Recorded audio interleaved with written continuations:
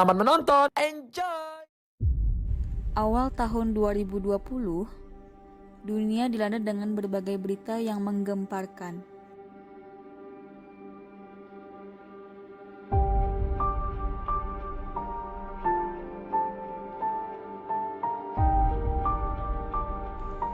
Salah satunya adalah wabah flu dari virus corona yang ditemukan pertama kali kasusnya di Wuhan, Republik Rakyat Tiongkok.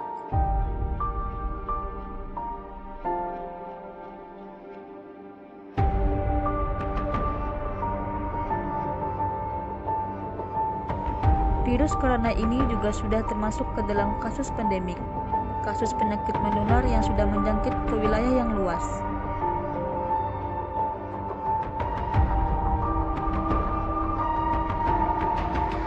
Wabah COVID-19 ini berpotensi mengubah tatanan ekonomi dunia yang ditandai dengan berubahnya peta perdagangan dunia. Selain mengakibatkan berhentinya berbagai bidang usaha, kinerja perdagangan global dipastikan akan terganggu akibat lambatnya perbaikan kinerja manufaktur, khususnya di Cina hingga menjelang semester pertama tahun ini. Virus corona adalah virus jenis baru yang pertama kali muncul di pasar hewan dan makanan laut di kota Wuhan, Tiongkok. COVID ini masih satu rumpun dengan virus MERS dan SARS yang pernah menjangkit tahun 2002 sampai 2003. Efek yang didapat dari virus corona ini yaitu gangguan pneumonia. Pneumonia ini adalah infeksi atau peradangan akut jaringan gelembung udara paru-paru yang disebabkan oleh bakteri, virus, dan jamur. Penyebaran pandemi virus ini sangat pesat dan lebih dahsyat penyebarannya. Dalam kurun waktu 2 bulan, COVID-19 ini sudah menyebabkan kematian lebih dari 5.000 orang di dunia. Profesor Dr. Francis Boyle, seorang pakar yang turut berperan dalam membuat undang-undang senjata biologi di Amerika, ia mengatakan bahwa COVID-19 adalah senjata perang biologi yang ofensif. Terjadinya pandemi COVID-19 ini pun belum ada bukti yang valid. Bentuknya hanya proxy war. Maka para intelijen di dunia pun saling tuduh. Ada yang menuduh pihak Cina karena kebutuhan laboratorium, ada yang menuduh pihak Amerika yang menyebabkan virus karena motif perang dagang. Ada opini dari beberapa pengamat dunia bahwa situasi pandemi COVID-19 ini dimanfaatkan untuk membentuk The New World Order atau Komando 7 Elit Global. Mereka menciptakan ketakutan lalu kepanikan global lewat media massa. Hingga akhirnya banyak negara bangkrut akibat krisis sosial dan ekonomi. Sang elit kemudian akan memberikan solusi akibat kehancuran yang mereka akibatkan. Kenapa harus Cina sebagai awal penyebaran virus COVID-19? Sebab Cina sudah banyak merontokkan bisnis besar negara adidaya. Cina juga menggalangkan dukungan negara-negara Eropa dan Asia untuk mensukseskan proyek One Belt One Road atau OBOR. Ketika negara sudah diambang bangkrut, apalagi selanjutnya? Tentu selanjutnya elit konspirasi ini menawarkan solusi untuk pemulihan ekonomi dengan utang-utang yang baru. Negara di dunia akan tenggelam dengan utang-utang yang entah sampai kapan harus melunasinya. Ekonomi sudah dikuasai dan mereka bisa menerbitkan bond atau surat utang tanpa jaminan.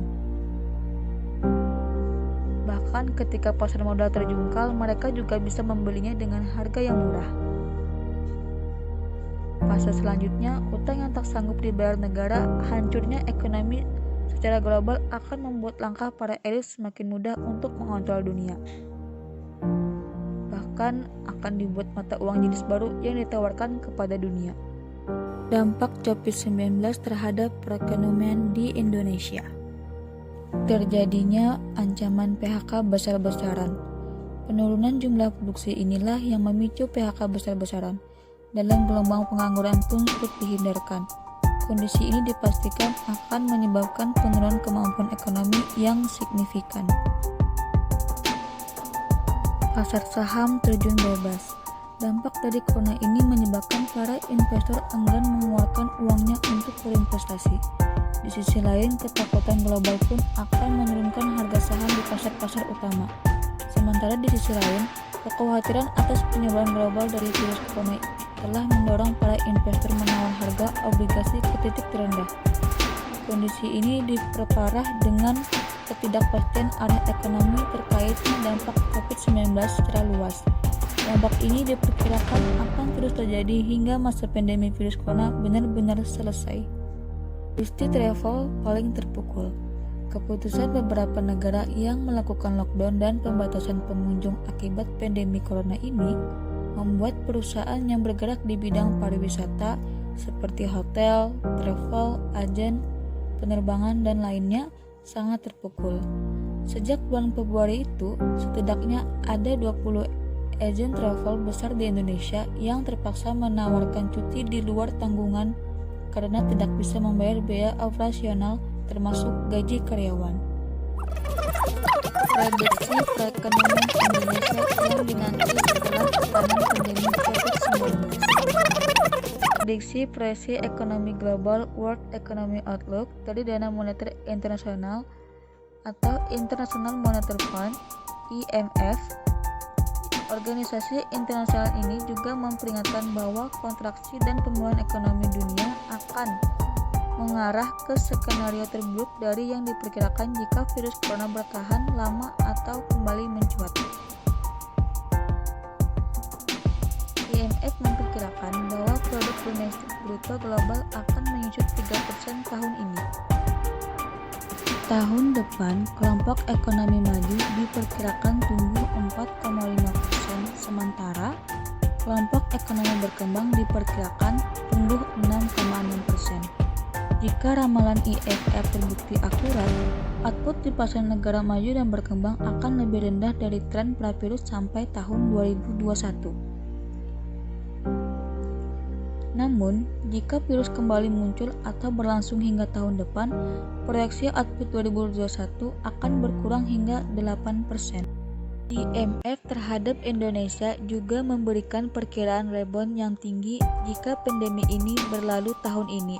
Pertumbuhan ekonomi Indonesia bisa melesat hingga 8,2% pada 2021, dengan perkiraan defisit transaksi berjalan hanya 2,7%.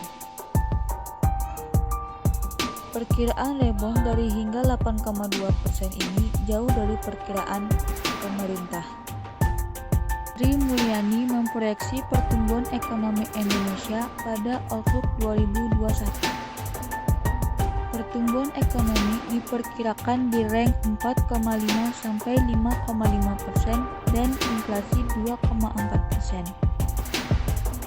Sri Mulyani memastikan angka-angka proyeksi tersebut akan masuk ke dalam kerangka ekonomi makro dan pokok-pokok kebijakan fiskal 2021 yang bakal disampaikan ke Dewan Perwakilan Rakyat atau DPR. Namun, melihat ramalan Badan Nasional Penanggulangan Bencana atau BNPB, puncak pandemi virus corona ini jatuh pada akhir Juni atau awal Juli 2020 dengan jumlah pasien hingga 100.000 orang.